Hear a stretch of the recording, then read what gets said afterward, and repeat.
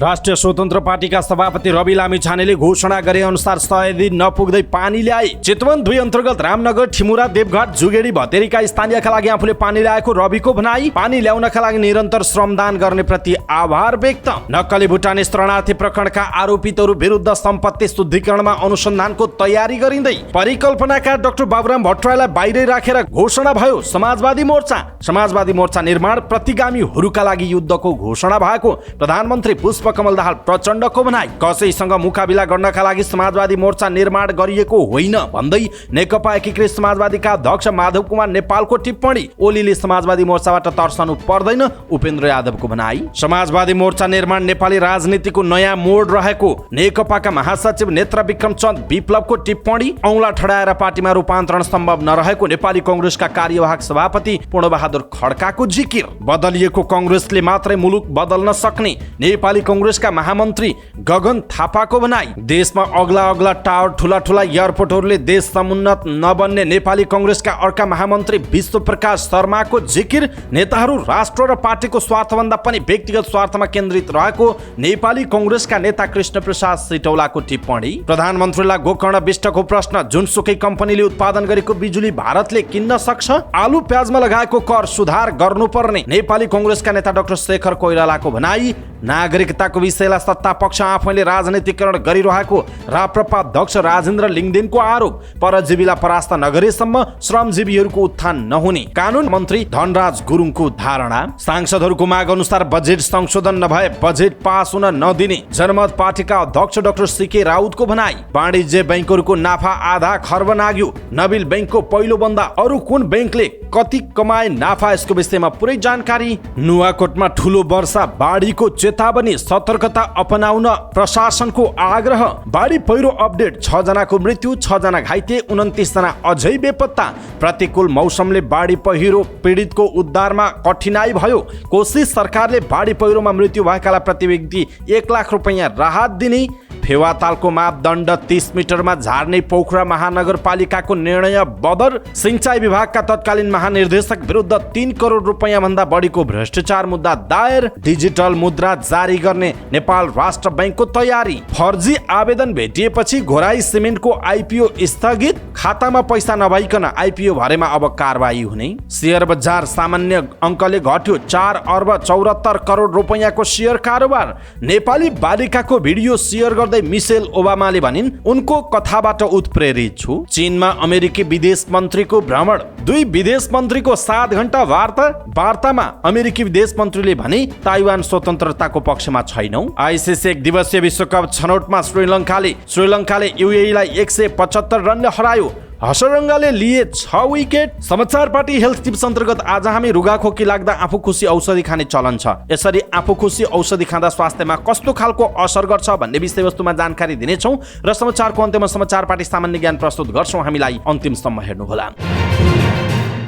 दर्शक महानुभाव नमस्कार। समाचार पार्टी .com को न्यूज बुलेटिनमा यहाँलाई हार्दिक स्वागत छ। म प्रहलाद चन्द्र घिमिरे। आज मिति विक्रम सम्वत 2080 साल असारको 5 गते मंगलबार इस्वीसम्म सन् 2023 जुन 20 तारिक। आज असार शुक्ल द्वितीया। आज द्वन्द्वमा यौन हिंसा उन्मूलनका लागि अन्तर्राष्ट्रिय दिवस अनि आज विश्व शरणार्थी दिवस पनि रहेको छ। यहाँहरू सम्पूर्णलाई विश्व शरणार्थी दिवसको धेरै शुभकामना छ। सदाको जय आज पनि हामी उपस्थित भएका छौँ। आजका मुख्य समाचार, ब्रेकिङ न्यूज अपडेट लगायत तपाईँलाई काम लाग्ने हेर्नै पर्ने महत्त्वपूर्ण समाचारहरू लिएर हाम्रो मेहनतका लागि यो भिडियोमा एउटा लाइक अवश्य गर्नुहोला। दर्शक महानुभाव, पलपलको न्यूज अपडेट हेर्नका लागि हाम्रो च्यानललाई तपाईले अहिलेसम्म सब्स्क्राइब गर्नुभएको छैन भने कृपया सब्स्क्राइब गर्नुहोस् अनि नजिकै आउने बेल आइकनलाई क्लिक गर्नुहोला। दैनिक रूपमा हेर्नुहुन्छ भने रेगुलर भनेर लेख्नुहोला। आज पहिलोचोटि हेर्दै हुनुहुन्छ भने फर्स्ट टाइम भनेर लेखिदिनु होला। देशभित्र हुनुहुन्छ भने आफू रहेको गाउँठाउँ सहर जिल्लाको नाम लेख्नुहोला। दर्शक महानुभाव, विदेशबाट हामीलाई हेरिरहनु भएको छ भने कुन देशबाट हेरिरहनु भएको छ त्यो कुरा तलको कमेन्ट बक्समा कमेन्ट गर्नुहोला। आउनुहोस् दर्शक महानुभाव, आजका महत्त्वपूर्ण समाचार सुरु गरौँ। रवि लामिछानेले घोषणा गरे अनुसार 100 दिन नपुग्दै पानी ल्याएको प्रसङ्गबाट। राष्ट्रिय स्वतन्त्र पार्टीका सभापति रवि लामिछानेले चितवन 2 मा घोषणा गरे अनुसार पानी ल्याएका छन्। चितवन 2 अन्तर्गत रामनगर, ठिमुरा, देवघाट, जुगेडी, भतेरीका स्थानीयका लागि उनले पानी ल्याएको बताएका छन्। उनले घोषणा गरे अनुसार 100 दिन नपुग्दै पानी ल्याएको बताए। पानी आएपछि आज औपचारिक उद्घाटन कार्यक्रम गर्ने बताइएको छ। 7.5 किलोमिटर टाढाको खोलाबाट पानी ल्याउन निरन्तर श्रमदान गर्ने प्रति उनले आभार पनि व्यक्त गरेका छन्। दर्शक महानुभाव, पछिल्लो समय स्वतन्त्र पार्टीका उम्मेदवारहरूले जुन खालको प्रयास गरिरहेका छन्। बालेन शाहले जुन खालको प्रयास र काम गरिरहनु भएको छ, त्यस्तै गरी धरान उपमहानगरपालिकाका मेयर हर्क साम्पाङ, त्यस्तै गरी राष्ट्रिय स्वतन्त्र पार्टीका सांसद रवि लामिछाने लगायतका सांसदहरूले जुन खालको भूमिका खेलेका छन्, नयाँ राजनीतिमा जुन खालको आशा व्यक्त गरेका छन्, यसप्रति तपाईँ के भन्नुहुन्छ? आफ्नो कुरा तलको कमेन्ट बक्समा कमेन्ट गर्नुहोला। सँगसँगै उनीहरूको काम मन परेको छैन अथवा कुनै पनि शैली, यो शैली नयाँहरूले अझै पनि सुधार गर्नुपर्छ। रवि लामिछाने, बालेन, हर्क साम्पाङहरूले यस्तो खालको उपायहरू अथवा यस्तो खालको शैली अपनाएर यस्तो खालको कामहरू गर्यो भने अझ देश राम्रो हुनेछ, अझ देश चाँडै विकास हुनेछ भन्ने तपाईँलाई के लाग्छ? त्यो कुरा पनि तलको कमेन्ट बक्समा कमेन्ट गरिदिनु होला। सम्पत्ति शुद्धिकरण अनुसन्धान विभागले नक्कली भुटानी शरणार्थी प्रकरणका 18 जना आरोपित विरुद्ध अनुसन्धान प्रक्रिया अगाडि बढाएको छ। जिल्ला सरकारी वकिलको कार्यालय काठमाडौँले अदालतमा अभियोग पत्र दर्ता गरेकै दिनदेखि अनुसन्धान थालेको विभागले आरोपितहरूसँग बयान लिने तयारी गरेको हो। विभागका महानिर्देशक तारानाथ अधिकारीले बयानको अनुमतिका लागि काठमाडौँ जिल्ला अदालतमा निवेदन दिएको पुष्टि गर्नुभयो। उहाँले भन्नुभएको छ, जुन अदालतबाट आरोपितहरू पूर्वपक्षका लागि थुनामा गएका हुन् त्यही अदालतमा अनुमति लिनुपर्ने रहेछ। हामीले निवेदन दिएका छौँ। विभागको निवेदन मङ्गलबारका लागि पेशीमा चढेको छ। मङ्गलबार नै अनुमति पाएमा विभागले काम अगाडि बढाउनेछ। नक्कली भुटानी शरणार्थी प्रकरणमा मुछिएका 30 जना मध्ये पक्राउ परेका 18 जनाको जिल्ला अदालत काठमाडौँमा थुनछेक आदेश भइसकेको छ। जिल्ला अदालतले 16 जनालाई थुनामा राख्ने आदेश दिए लगत्तै सम्पत्ति शुद्धिकरण अनुसन्धान विभागले समेत अनुसन्धान अगाडि बढाएको हो। विभागले पूर्व मन्त्रीहरू बालकृष्ण खाँड र टोपबहादुर रायमाझी सहित नक्कली भुटानी शरणार्थी प्रकरणमा पक्राउ परेका 18 जना सँगै नै बयान लिने अनुमति मागेको छ। जिल्ला अदालतले धरौटीमा छाडेका लक्ष्मी महार्जनसँग विभागले 50,000 रुपैयाँ धरौटी मागेर तारेखमा छाडेको छ भने टङ्कबहादुर गुरुङसँग 1.5 लाख धरौटी मागेको छ। अरूको हकमा कि उनीहरूलाई विभागमै बोलाएर बयान लिइन्छ कि कारागारमा गएर बयान लिने काम हुन्छ, विभाग सम्बद्ध स्रोतले भनेको छ। अनुसन्धानका लागि एक उच्च प्रहरी अधिकारीलाई अनुसन्धान अधिकृत तोकेर जिम्मेवारी समेत दिइसकिएको छ। केही व्यक्तिहरूको ब्याङ्क खाता मागेर हेर्न सुरु भइसकेको र केहीको सम्पत्तिको विवरण सङ्कलनका लागि भूमि व्यवस्था विभाग, धितोपत्र बोर्ड लगायतमा पत्राचार भइसकेको स्रोतले जनाएको छ। प्रधानमन्त्री पुष्पकमल दाहाल प्रचण्डले समाजवादी मोर्चा राजनीतिक परिवर्तनका विरुद्ध लाग्नेहरूका निम्ति युद्धको घोषणा भएको बताउनुभयो। समाजवादी मोर्चा नेपाल घोषणा कार्यक्रममा सम्बोधन गर्दै नेकपा माओवादी केन्द्रका अध्यक्ष समेत रहनुभएका प्रधानमन्त्री दाहालले मोर्चा घोषणा राजनीतिक परिवर्तनका विरुद्ध लाग्नेहरूका लागि युद्धको घोषणा भएको बताउनुभयो। उहाँले परिवर्तनलाई होच्याउने, अपमानित गर्ने, अराजक र प्रतिगामी प्रवृत्तिका मान्छेहरूले टाउको उठाउन खोजेको भन्दै समाजवादी मोर्चा तिनीहरू विरुद्धको युद्ध भएको बताउनुभयो। मोर्चा जनताको पक्षमा प्रगतिशील र वामपन्थीहरूको पक्षमा भएको पनि उहाँले बताउनु भएको छ। प्रधानमन्त्री दाहालले 12 बुँदे समझदारी, विस्तृत शान्ति सम्झौता र संविधान बनाउन भूमिका खेल्ने सबैलाई हातेमालो गर्न समेत आग्रह गर्नुभयो। प्रधानमन्त्री दाहालले नेपाल कम्युनिस्ट पार्टीको नेतृत्व गरेका नेत्रविक्रम चन्द मोर्चामा सामेल हुनु गुणात्मक र क्रान्तिकारी महत्त्व भएको बताउनु भएको छ। उहाँले विप्लव समाजवादी मोर्चामा सामेल हुँदा संसदीय राजनीतिमा सामेल भएका आफूहरूमा लागेको धुलोमैलो सफा गर्न मद्दत पुग्ने पनि बताउनु भएको छ। दर्शक महानुभाव, प्रधानमन्त्री दाहालको यो भनाइ तपाईलाई कस्तो लाग्यो? आफ्नो कुरा तलको कमेन्ट बक्समा कमेन्ट गर्नुहोला। नेकपा एकीकृत समाजवादीका अध्यक्ष एवं पूर्व प्रधानमन्त्री माधव कुमार नेपालले कसैसँग मुकाबिला गर्नका लागि समाजवादी मोर्चा निर्माण नगरिएको बताउनु भएको छ। कांग्रेसलाई तर्साउन वा एमालेसँग मुकाबिला गर्नका लागि मोर्चा बनाउन लागेको टिप्पणी एमाले अध्यक्ष केपी शर्मा ओलीले गरेको स्मरण गराउँदै उहाँले यस्तो भनाइ व्यक्त गर्नुभयो। काठमाडौँमा आयोजित समाजवादी मोर्चा नेपाल घोषणा कार्यक्रममा बोल्दै अध्यक्ष नेपालले प्रतिगमनका विरुद्धमा भने मोर्चाले डटेर सामना गर्ने बताउनुभयो। मोर्चा कसैलाई तर्साउन र मुकाबिला गर्नका लागि नभएको नेपालको भनाइ छ। उहाँले प्रतिगमनका पक्षमा नभएका मोर्चासँग डराउन सक्ने जिकिर समेत गर्नु भएको छ। उहाँले भन्नुभयो, यो मोर्चा स्वार्थको मोर्चा होइन, यो मोर्चा सिद्धान्तहीन मोर्चा होइन, यो मोर्चा विचारहीन मोर्चा होइन। यसको प्रष्ट उद्देश्य छ। त्यो उद्देश्य भनेको के हो भने प्रतिगमनका विरुद्धमा र यथास्थितिको विरुद्धमा परिवर्तनका लागि एकताबद्ध हुने सम्पूर्ण देशभक्तहरू र समाजवादी शक्तिहरूलाई हामी एकताबद्ध बनाएर लैजान चाहन्छौँ, उहाँको भनाइरहेको छ। नेपालले अग्रगमनका पक्षधर सबै शक्तिहरूलाई मोर्चामा आबद्ध हुन पनि आह्वान गर्नुभएको छ। सत्ता पक्ष र सत्ता बाहिर रहेका दल सहभागी रहेको मोर्चाले सबै शक्तिलाई समेट्ने सामर्थ्य राखेको पनि उहाँले बताउनुभयो। जनता समाजवादी पार्टी नेपालका अध्यक्ष उपेन्द्र यादवले एमाले अध्यक्ष केपी शर्मा ओलीलाई समाजवादी मोर्चादेखि नतर्सन आग्रह गर्नुभएको छ। ओलीप्रति संकेत गर्दै उहाँले केही दिनदेखि मिडियामा बरबराउन थालेको भन्दै मोर्चासँग तर्सिनु नपर्ने बताउनुभयो। काठमाडौँको राष्ट्रिय सभागृहमा आयोजित समाजवादी मोर्चा नेपाल घोषणा कार्यक्रममा बोल्दै अध्यक्ष यादवले मोर्चा कसैका विरुद्ध लक्षित नरहेको पटक पटक दोहोर्याउनुभयो। परिवर्तनका मुद्दालाई अगाडि बढाउने, राष्ट्र निर्माणलाई अगाडि बढाउने र मुलुकमा देखा परेका समस्यालाई हल गर्दै अगाडि बढ्नका लागि मोर्चा गठन गरिएको उहाँको तर्क छ। अध्यक्ष यादवले प्रतिगमनका पक्षधर संघीय लोकतान्त्रिक गणतन्त्र विरुद्ध उभिनेहरूका विरुद्धमा भने मोर्चाले सङ्घर्ष गर्ने चेतावनी समेत दिनुभयो। उहाँले भन्नुभएको छ, समानता, सामाजिक न्याय र समानतामा आधारित एउटा समाजवादी मोर्चाको निर्माण गर्ने दिशातर्फ अगाडि बढ्नका लागि नै मोर्चा गठन गरिएको उहाँले बताउनुभयो। त्यसमा सफलता हात पार्ने समेत अध्यक्ष यादवको दाबी रहेको छ। अध्यक्ष यादवले आफ्नै देशका नागरिकलाई नागरिकताबाट वञ्चित गराउने प्रयास भएको भन्दै त्यसका विरुद्ध सङ्घर्ष गर्न पनि सबैलाई तयार रहन आग्रह समेत गर्नुभयो। नेपाल कम्युनिस्ट पार्टीका महासचिव नेत्र विक्रम चन्दले समाजवादी मोर्चा निर्माण नेपाली राजनीतिको लागि नयाँ मोड भएको बताउनुभयो। काठमाडौँमा आयोजित नेपालमा समाजवादी मोर्चा नेपाल घोषणा कार्यक्रमलाई सम्बोधन गर्दै महासचिव चन्दले मोर्चा निर्माण नेपाली राजनीतिका लागि नयाँ मोड भएको बताउनु भएको हो। उहाँले सरकारमा भएको र सङ्घर्षमा रहेको पार्टीको बीचमा मोर्चा बन्नु नेपालको इतिहासकै नयाँ प्रयोग भएको पनि बताउनुभयो। उहाँले देशको राजनीति अत्यास लाग्दो परिस्थितिमा गुज्रिएको भन्दै देशलाई त्यसबाट मुक्त पार्नका लागि समाजवादी मोर्चा बनेको बताउनुभयो। नेपाल अग्रगमन र पश्चगमन बीचको लडाईँमा उभिएको भन्दै उहाँले प्रतिगामी र पश्चगामीहरूलाई मौकाको फाइदा उठाउन नदिनका लागि मोर्चा बनेको उल्लेख गर्नुभयो। महासचिव विप्लवले देशको नेतृत्व अग्रगामीहरूले गर्ने बताउनुभयो। उहाँले देशको नेतृत्व समाजवादी मोर्चाले गर्ने बताउनु भएको छ। महासचिव चन्दले देशमा नयाँ पुस्ताहरूलाई निराश बनाएर नेपालको अस्मिता लुट्ने कोसिस गरिएको बताउनुभयो। उहाँले युवा पुस्तालाई बेचैन बनाएर गलत बाटोमा भड्काउने, कुलतमा फसाउने पनि कोसिस भइरहेको भन्दै सचेत गराउनुभयो। उहाँले नेपालीहरू स्वाधीन बन्न चाहने उल्लेख गर्दै कसैको गुलाम स्वीकार्य नहुने स्पष्ट पार्नुभयो। उपप्रधान एवं रक्षा मन्त्री तथा नेपाली कङ्ग्रेसका कार्यवाहक सभापति पूर्णबहादुर खड्काले अर्कालाई औँला ठड्याएर पार्टीमा रूपान्तरण सम्भव नरहेको बताउनु भएको छ। काठमाडौँमा भएको ट्रेड युनियन कङ्ग्रेसको 7औं महाधिवेशनलाई सम्बोधन गर्दै उहाँले यस्तो बताउनु भएको हो। पार्टीका महामन्त्री गगन थापाप्रति लक्षित गर्दै उहाँले कसैप्रति औँला ठड्याएर परिवर्तन र रूपान्तरण सम्भव नरहेको जिकिर गर्नुभयो। उहाँले आफ्ना कमी कमजोरी र गल्तीहरू सच्याएर अगाडि बढ्न सके मात्रै रूपान्तरण सम्भव भएको बताउनु भएको हो। उहाँले पार्टी र सरकारलाई जीवित बनाउने काम केन्द्रदेखि वडा तहका नेताहरूको रहेको बताउनुभयो। उहाँले पार्टीको अहिलेको परिस्थितिलाई सुधारेर र सपारेर मात्रै तीव्र गतिमा समय सापेक्ष दिशातर्फ जान सकिने बताउनुभयो। उहाँले पार्टीमा सबैले निष्ठाको सङ्कल्पसहित आफूलाई समर्पित गर्ने बेला आएको बताउनुभयो। कार्यवाहक सभापति खड्काले पार्टीमा पनि समय सापेक्ष बदलाव आउने बताउनु भएको छ। नेपाली कङ्ग्रेसका महामन्त्री गगन थापाले बदलिएको कङ्ग्रेसले मात्रै मुलुक बदल्न सक्ने टिप्पणी गर्नुभयो। काठमाडौँमा भएको ट्रेड युनियन कङ्ग्रेसको 7औं महाधिवेशनलाई सम्बोधन गर्दै महामन्त्री थापाले यस्तो बताउनु भएको हो।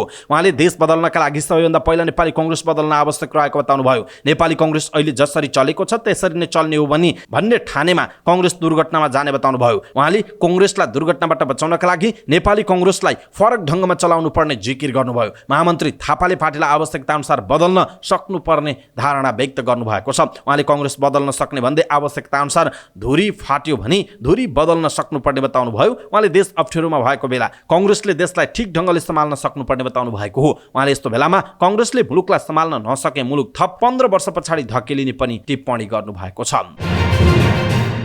नेपाली कङ्ग्रेसका महामन्त्री विष्णुप्रकाश शर्माले अग्ला टावरहरू छन्, ठुला एयरपोर्टहरूले देश समुन्नत नबन्ने बताउनु भएको छ। काठमाडौँमा भएको ट्रेड युनियन कङ्ग्रेसको 7औं महाधिवेशनलाई सम्बोधन गर्दै उहाँले यस्तो बताउनु भएको हो। उहाँले देश समुन्नत छ कि छैन भनेर मापन गर्ने कुरा भनेको देशमा बाँचिरहेका श्रमिकले सास फेर्ने अवस्था छ कि छैन भन्ने कुरालाई हेर्न आवश्यक रहेको बताउनु भयो। उहाँले श्रमिकले जीवनयापन सहज रूपमा गर्न नसकेसम्म देश समुन्नत हुन नसक्ने बताउनु भयो। उहाँले कङ्ग्रेस संस्थापक नेता बीपी कोइरालाले श्रमिकको हक हितका लागि 15 वर्ष खाका बनाए पनि काम गर्ने समय नपाएको र अहिलेका नेताहरूले समय पाए पनि काम गर्ने योजना बनाउन नसकेको बताउनु भयो। उहाँले यो देशलाई बनाउन सक्ने योजना र कार्यक्रम नेपाली कङ्ग्रेसले बनाइराखेको पनि बताउनु भयो। महामन्त्री शर्माले देशमा केही पनि भएको छैन भनेर निराश हुनु नपर्ने पनि बताउनु भयो।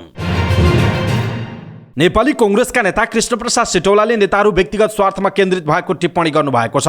काठमाडौँमा भएको ट्रेड युनियन कङ्ग्रेसको 7औं महाधिवेशनलाई सम्बोधन गर्दै नेता सिटौलाले यस्तो बताउनु भयो। उहाँले मुलुकको नेतृत्व गर्ने नेताहरूमा राष्ट्र र पार्टीको स्वार्थभन्दा पनि व्यक्तिगत स्वार्थ हावी भएकाले संविधान कार्यान्वयनमा समस्या देखिएको बताउनु भयो। उहाँले पछिल्लो समय नेताहरूमा मात्रै नभएर सरकार, संसद, न्यायालय, राज्यका संवैधानिक निकायहरू समेत संविधानले तय गरेको गन्तव्य, मूल्य र मान्यता छोडेर व्यक्तिगत स्वार्थ हावी भएको दावी गर्नुभयो। उहाँले राष्ट्रको स्वार्थ र पार्टी को स्वार्थ भन्दा व्यक्तिगत स्वार्थ हावी हुँदा मुलुकमा विभिन्न समस्याहरू उत्पन्न भइरहेको उल्लेख गर्नुभयो। नेता सेटौलाले नेपालको वर्तमान राजनीतिक अवस्थाले निरन्तरता पाई नेपालले सोचेको गन्तव्यमा पुग्न नसकिने बताउनु भएको छ। नेकपा एमालेका सांसद गोकर्ण विष्टले सरकारले विद्युतको आन्तरिक खपत बढाउन नसकेको बताउनुभयो। प्रतिनिधि सभाको बैठकमा बोल्दै उहाँले यस्तो बताउनु भएको हो। उहाँले आज पनि देशमा आन्तरिक खपतको अवस्था कहाली लाग्दो रहेको बताउनुभयो। उहाँले प्रधानमन्त्रीको भारत भ्रमणका क्रममा 10,000 मेगावाट बिजुली भारतले खरिद गर्ने कुरा चर्चामा आए पनि जुनसुकै देशको ठेकेदार र कम्पनीबाट उत्पादित बिजुली निर्बाध ढङ्गले पठाउने सन्दर्भमा हुने सहमति भएको छ भन्दै प्रश्न गर्नुभयो। उहाँले 10,000 मेगावाट बिजुली निर्यात गर्नका लागि आवश्यक पर्ने संरचना निर्माणको प्रक्रियामा सरकार गम्भीर बन्न नसकेको पनि बताउनुभयो। एमाले सचिव समेत रहनुभएका विष्टले आन्तरिक खपत बढाउनुको ठाउँमा विद्युत खेर जाने भयो भनेर विद्युत उत्पादन बन्द गर्न नहुने पनि बताउनुभयो। नेपाली कांग्रेसका नेता डाक्टर शेखर कोइरालाले सरकारले बजेट मार्फत आलु प्याजमा लगाएको कर सुधार गर्न आवश्यक रहेको बताउनुभयो। काठमाडौँमा ट्रेड युनियन कांग्रेसको 7औं महाधिवेशनलाई सम्बोधन गर्दै नेता कोइरालाले यस्तो बताउनु भएको हो। उहाँले सरकारले जनतालाई विदेशबाट आयात भएका आलु प्याज र स्याउमा मूल्य बढ्ने र नेपाली उत्पादन सस्तो हुने भनेर झुक्क्याएको बताउनुभयो। उहाँले जुनसुकै वस्तुमा 13% कर लगाएपछि वस्तुको मूल्य सस्तो नभई महँगो हुने दाबी गर्नुभयो। उहाँले अर्थमन्त्रीले नेपाली उत्पादनको मूल्य सस्तो बनाउने नाममा आलु प्याजमा कर लगाउनु नेपाली उपभोक्ताका लागि राम्रो नभएको बताउनुभयो। उहाँले नेपाली जनताको भान्सा महँगो भएकाले सरकारले आलु प्याजमा लगाएको कर तत्काल संशोधन गरेर जान माग गर्नुभयो। उहाँले सत्तापक्षका सांसदहरूले नै आफ्ना मागहरू सम्बोधन नभए बजेट पास हुन नदिने भनेकाले त्यस्तो अवस्थामा कांग्रेस कसरी अगाडि बढ्ने भन्ने विषयमा छलफल गर्न आवश्यक रहेको बताउनुभयो। नेता कोइरालाले सरकारले बजेटमा जिल्ला निर्वाचन कार्यालय प्रशासन कार्यालयको शाखा बनाउने विषयको पनि विरोध गर्नुभयो। उहाँले सरकारले जिल्ला निर्वाचन कार्यालयहरू खारेज गरेर प्रशासन कार्यालयको शाखा बनाउँदा कसरी निर्वाचन स्वच्छता र निष्पक्ष हुन्छ भनेर सरकारले बुझाउन सक्नुपर्ने बताउनु भएको छ। राष्ट्रिय प्रजातन्त्र पार्टी राप्रपाका अध्यक्ष राजेन्द्र लिङ्गदेनले नागरिकताको विषयमा सत्तापक्ष आफैले राजनीतिकरण गरिरहेको आरोप लगाउनु भएको छ। प्रतिनिधि सभाको बैठकमा बोल्दै उहाँले नागरिकताको समस्या समाधान गर्ने भई तत्काल नागरिकता विधेयक संसदमा ल्याउनु पनि सरकारलाई दबाब दिनुभयो। त्यसको कन्टेन्टमा छलफल गरेर फास्ट ट्र्याकबाट सो विधेयक पारित गर्न आफूहरूको कुनै पनि आपत्ति नरहेको अध्यक्ष लिङ्गदेनको भनाइ छ। उहाँले सत्तापक्षले नेपाली नागरिकलाई नागरिकता नदिने काम प्रतिपक्ष दलहरूबाट भएझैँ गरेर गलत प्रचार गरिरहेको भन्दै आपत्ति जनाउनु भयो। अध्यक्ष लिङ्गदेनले भारतलाई खुसी बनाउन र नागरिकता नपाएका नागरिकलाई पनि खुसी बनाउने सरकारले नागरिकता विधेयक राष्ट्रपतिबाट प्रमाणीकरण गराए पनि पीडितलाई नागरिकता दिने नियत भने नभएको देखिएको पटक पटक दोहोर्याउनु भयो। उहाँले भन्नुभयो, सभामुख महोदय, म सो जुवारी सवाल जवाब अथवा कुराको कुरा काट्ने कुरामा त्यति चासो राख्दिनँ, तर कहिलेकाहीँ यस्ता चिजहरू आइलाग्छन्। आज पनि मैले अघि लामो समयदेखि यहाँ सुनिराखेको छु, एउटा भाष्य निर्माण भइराखेको छ कि यो नागरिकता विधेयकको प्रक्रियामा प्रतिपक्षले जुन विरोध गर्यो हामीले त्यसमा आफ्नो फरक मत राखिरहेका छौँ। त्यसलाई अहिले सत्तापक्षले नागरिकता नपाएका नागरिकहरू र जो नागरिकताविहीन नेपालीहरू छन् उनीहरूलाई भोट ब्याङ्कको रूपमा परिणत गर्ने अवसरको रूपमा उपयोग गर्न खोजेको देखियो उहाँले भन्नुभएको छ। लिङ्गदेनले नागरिकताको विषयमा राजनीतिकरण नगर्न सत्तारूढ दलहरूलाई आग्रह गर्दै त्यो समस्या समाधान हुने गरी विधेयक संसदमा ल्याउन सरकारको गम्भीर ध्यानाकर्षण पनि गराउनुभयो।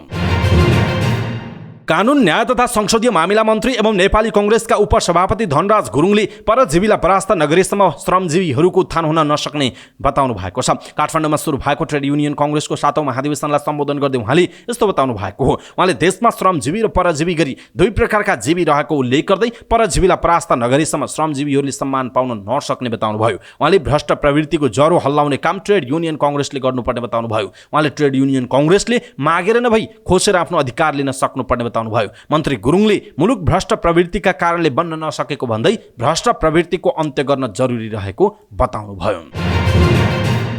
जनमत पार्टीका अध्यक्ष डाक्टर चन्द्रकान्त राउत सीके राउतले सांसदहरूको माग अनुसार बजेट संशोधन नभए बजेट पास हुन नदिने बताउनु भएको छ। प्रतिनिधि सभा अन्तर्गतको पूर्वाधार विकास समितिको बैठकमा बोल्दै अध्यक्ष राउतले बजेटमा सांसदका मागहरू सम्बोधन हुने गरी बजेट संशोधन नभई सत्तापक्षका सांसदहरूले नै बजेट पास हुन दिन नहुने बताउनु भएको हो। उहाँले पूर्वाधार विकास समितिले सुझावसहित बजेट संशोधनको प्रस्ताव लैजान माग गर्नु भएको छ।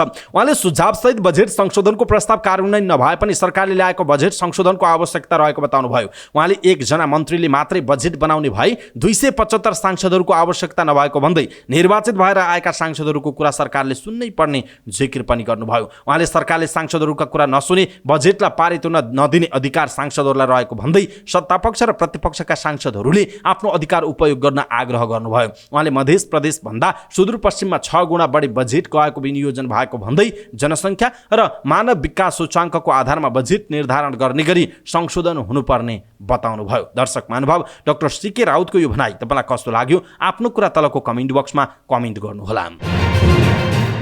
नेपालमा अस्तित्वमा रहेका 21 वाणिज्य बैंकको नाफा आधा खर्ब नागेको छ।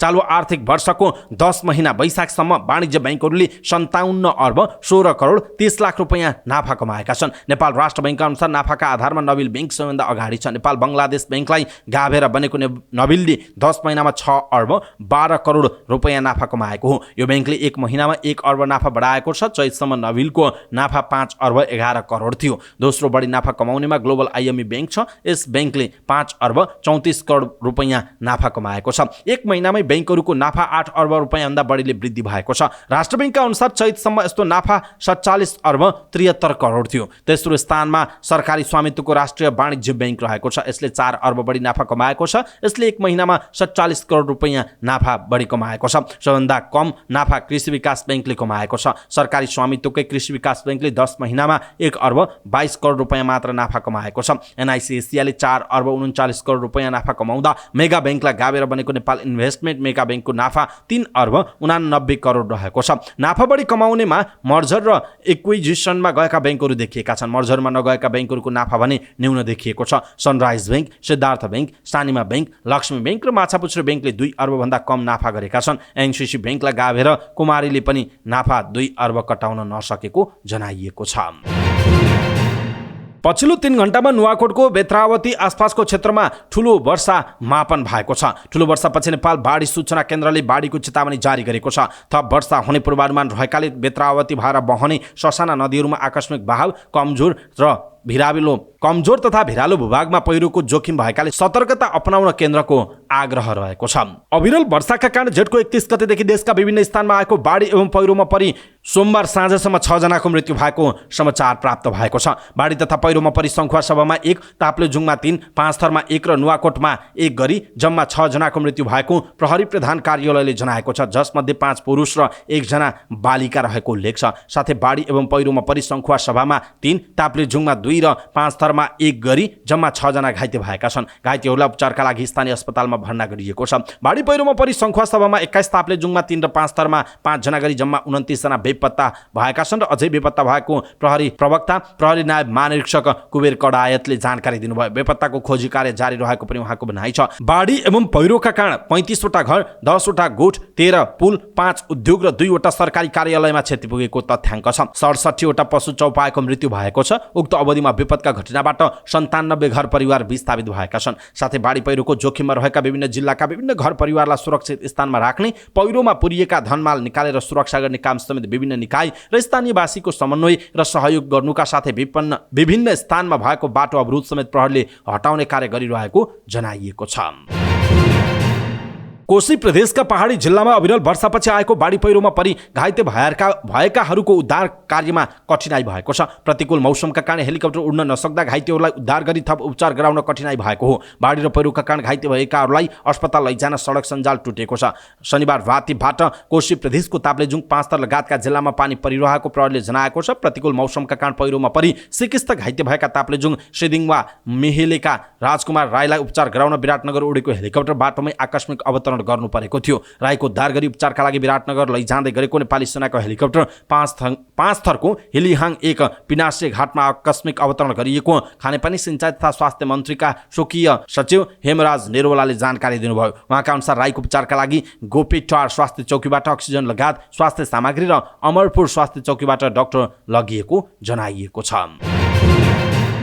कोशी प्रदेश सरकारले बाढी र पहिरोमा परि मृत्यु भएकाहरूको परिवारलाई 1 लाख रुपैयाँ राहत दिने निर्णय गरेको छ। कोशी प्रदेश मन्त्री परिषदको बैठकले बाढी तथा पहिरोमा परि मृत्यु भएकालाई प्रति व्यक्ति 1 लाख रुपैयाँ राहत उपलब्ध गराउने निर्णय गरेको हो। बैठकले घाइतेको उपचारका लागि प्रति व्यक्ति 50,000 राहत स्वरूप उपलब्ध गराउने निर्णय समेत गरेको छ। कोशीमा बाढी र पहिरोका कारण 9 जनाको मृत्यु भइसकेको छ भने 29 जना बेपत्ता छन्।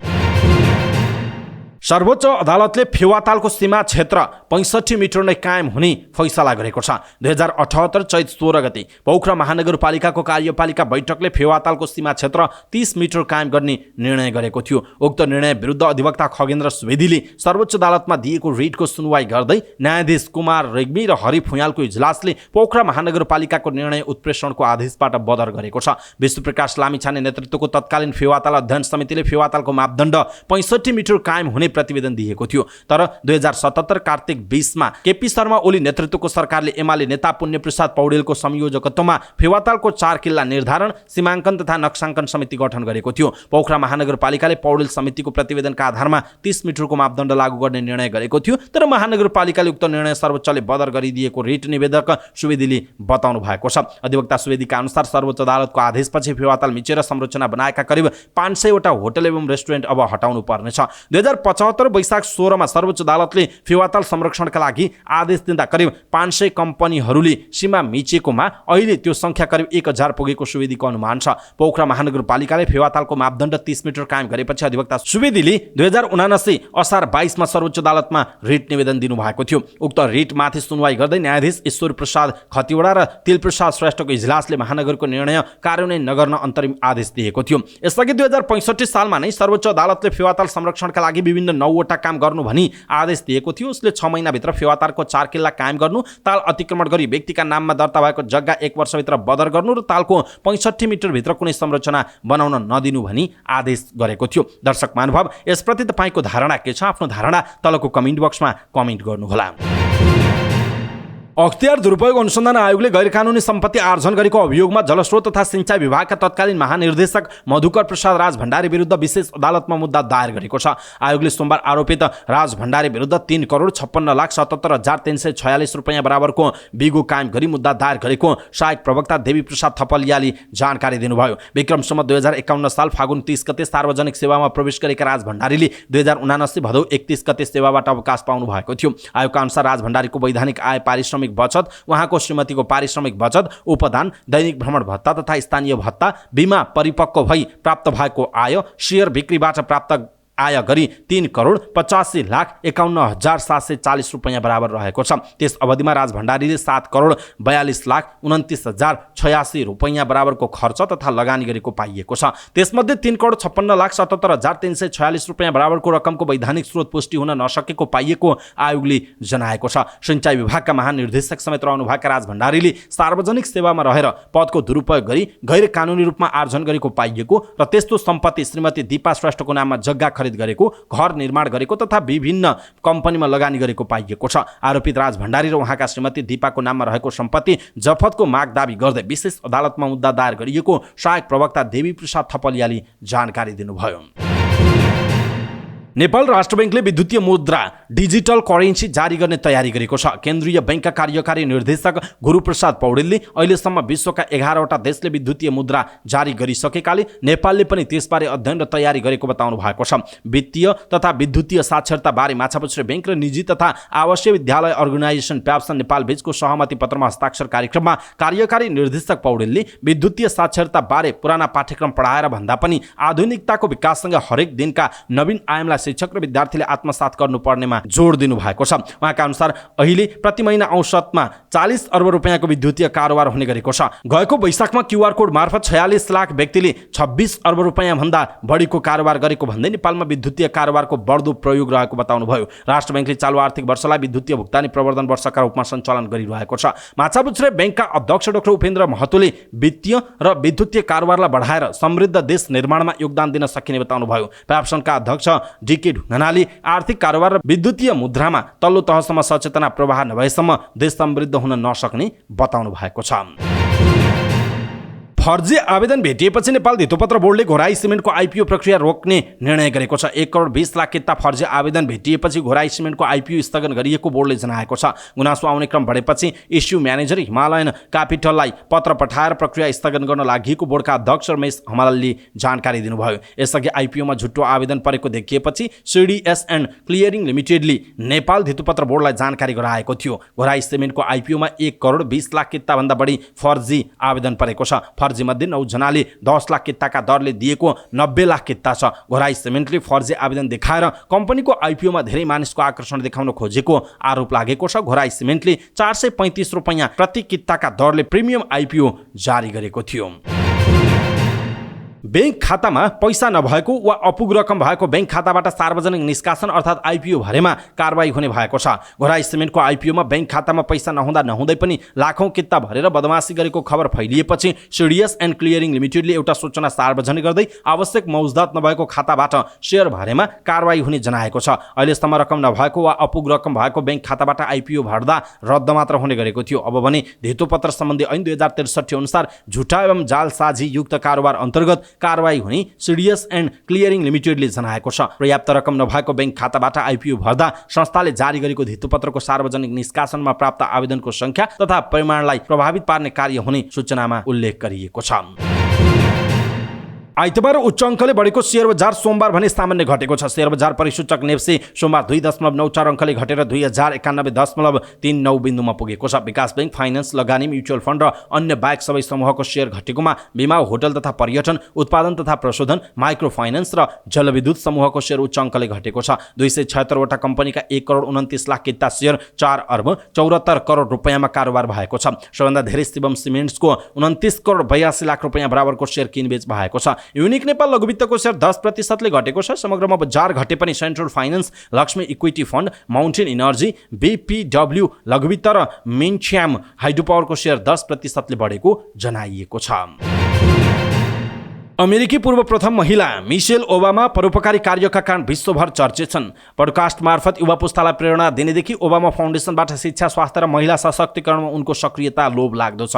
पति बाराक ओबामा व्हाइट हाउसमा हुँदादेखि नै उनी कल्याणकारी कार्यमा क्रियाशील छन्। वर्ल्ड फादर्स डेको अवसरमा एउटा भिडियो शेयर गर्दै उनले एक नेपाली बालिकाको शिक्षामा सघाउने वचन दिएकी छिन्। देछेन नामक ती नेपाली बालिकाको उक्त भिडियो शेयर गर्दै उनले लेखेकी छिन्, म देछेनबाट उनको बुबाले केटीलाई शिक्षा दिने कामको कथाबारे उत्प्रेरित छु। द स्मल वर्ल्ड नेपालको यस्तो संस्था हो जुन गर्ल्स अलायन्सको हिस्सा पनि हो। म आशा गर्दछु कि तपाईले संसारभरका यस्ता संस्थाहरूलाई समर्थन गर्नुहुनेछ।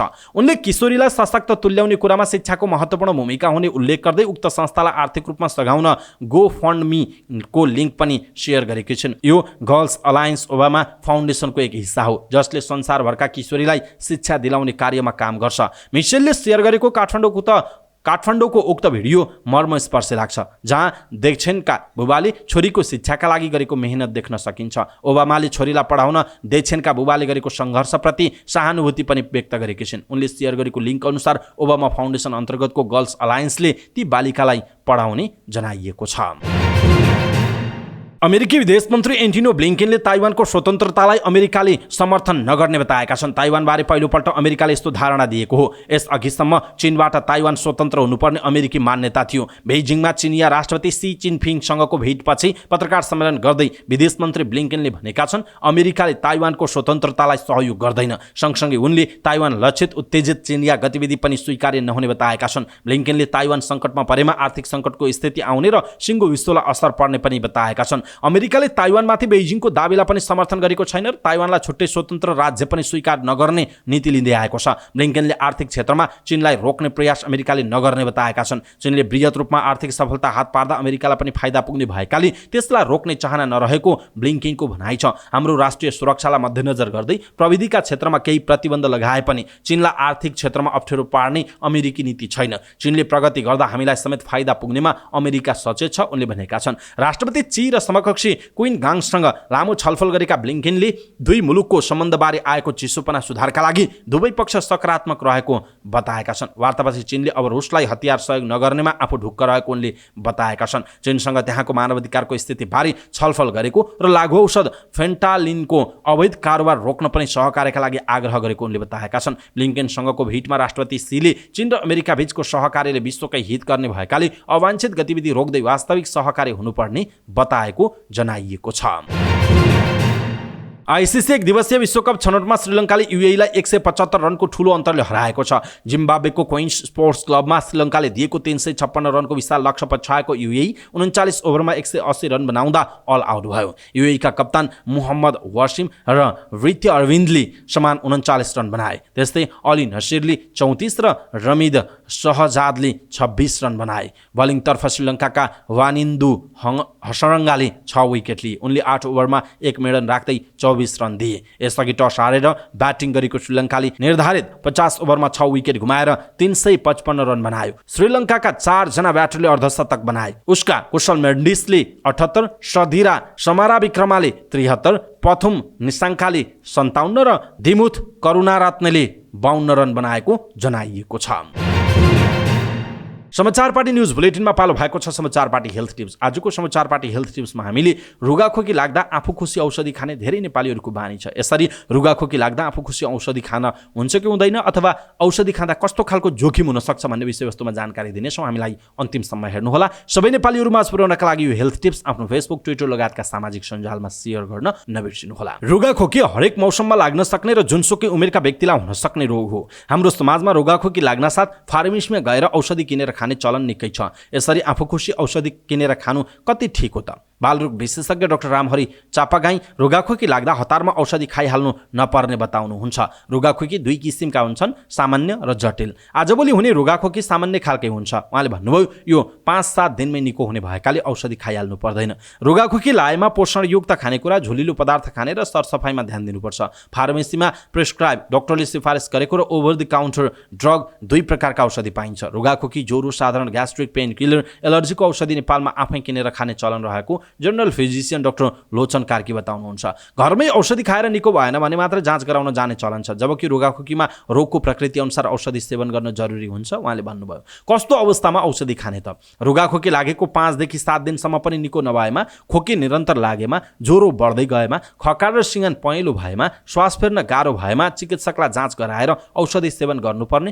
डाक्टर चापागाईको भनाइ छ। चिकित्सकको सल्लाह बिना कुनै पनि औषधि खानै हुँदैन। अनावश्यक रूपमा चिकित्सकको परामर्श बिना पनि सेवन गरेको औषधिले साइड इफेक्ट गराउँछ उहाँले भन्नुभएको छ। औषधि पनि उमेर अनुसार फरक फरक मात्रामा खानुपर्ने हुन्छ। बच्चाका लागि छुट्टै औषधि हुन्छ भने वयस्कका लागि छुट्टै हुन्छ। सजिलै पाइन्छ भन्दैमा चक्लेट खाए जसरी जुनसुकै बेला औषधि खान नहुने डाक्टर कार्कीको भनाइ छ। सकेसम्म बच्चालाई एन्टिबायोटिक औषधि प्रयोग गर्नु हुँदैन। दर्शक महानुभाव, रुगाखोकी लाग्दा आफू खुसी औषधि खानु हुन्छ अथवा हुँदैन अथवा किन खानु हुँदैन भन्ने विषयवस्तुमा हामीले हेल्थ टिप्स प्रस्तुत गर्यौँ। तपाईलाई कस्तो लाग्यो आफ्नो कुरा तलको कमेन्ट बक्समा कमेन्ट गर्नुहोला। समाचार पार्टी न्युज बुलेटिनमा पालो भएको छ समाचार पार्टी सामान्य ज्ञान। समाचार पार्टी सामान्य ज्ञान अन्तर्गत हिजोको प्रश्न थियो, सानै छु पढ्न देऊ, बालविवाह होइन पढ्न देऊ नामक अभियान सञ्चालन गर्ने प्रदेश कुन हो? यसको सही उत्तर हो सुदूरपश्चिम प्रदेश। समाचार पार्टी सामान्य ज्ञान अन्तर्गत आजको प्रश्न छ, आईएसओ गुणस्तर चिन्ह प्राप्त गर्ने नेपालको पहिलो नगरपालिका कुन हो? आईएसओ गुणस्तर चिन्ह प्राप्त गर्ने नेपालको पहिलो नगरपालिका कुन हो? कृपया आफूलाई लागेको सही उत्तर तलको कमेन्ट बक्समा कमेन्ट गर्नुहोला। अवस्था दर्शक महानुभाव, समाचारपाटी.com को न्युज बुलेटिन अहिलेका लागि यति नै। हामीले प्रस्तुत गरेका यी समाचारहरूप्रति तपाईँको धारणा के छ? आफ्नो धारणा तलको कमेन्ट बक्समा कमेन्ट गर्नुहोला। हाम्रो मेहनतका लागि यो भिडियोमा एउटा सानो लाइक अवश्य गर्नुहोला। दर्शक महानुभाव, पलपलको न्युज अपडेटका लागि हाम्रो च्यानललाई तपाईँले अहिलेसम्म सब्स्क्राइब गर्नुभएको छैन भने कृपया सब्स्क्राइब गर्नुहोस् अनि नजिकै आउने बेल आइकनलाई क्लिक गर्नुहोला। समाचार पार्टी न्युज बुलेटिन नेपाली समयअनुसार आज साँझ 6 बजे लिएर फेरि हामी उपस्थित हुनेछौँ। समाचारपाटी.com हेर्दै गर्नुहोस्। नमस्कार।